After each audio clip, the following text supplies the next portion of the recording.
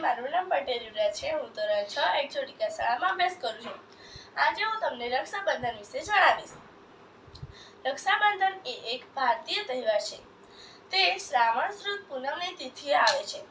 રક્ષાબંધન એ ભાઈ બહેનના પ્રેમનો તહેવાર છે।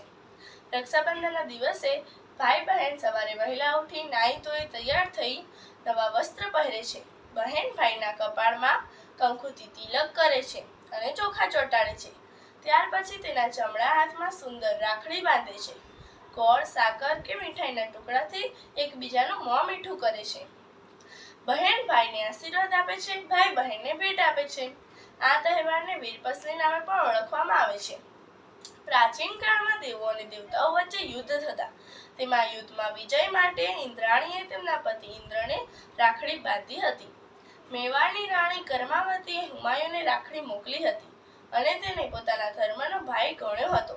તેથી હુમાયુએ તેની રક્ષા માટે પોતાનું લશ્કર ત્યાં મોકલ્યું હતું। કુંતા માતાએ કોઠા યુદ્ધમાં અભિમન્યુની વિજય થાય તેવી ભાવનાથી તેને રાખડી બાંધી હતી। બ્રાહ્મણો પોતાના યજમાનોને રાખડી બાંધે છે અને તેમના પાસેથી દક્ષિણા મેળવે છે। આમ રક્ષાબંધનનો તહેવાર એક સામાજિક તહેવાર છે। બ્રાહ્મણો રક્ષાબંધનના દિવસે જનોઈ બદલે છે। કેટલીક બહેનો જેલના કેદીઓને પણ રાખડી બાંધવા માટે જાય છે। માછીમારો અને સાગર ખેડૂઓ નારિયેળ વધેરી દરિયાની પૂજા કરે છે। તેથી રક્ષાબંધનને નારિયેળી પૂનમ તરીકે પણ ઓળખવામાં આવે છે। રક્ષાબંધનનો તહેવાર એક આનંદ આપતો ધાર્મિક તહેવાર છે।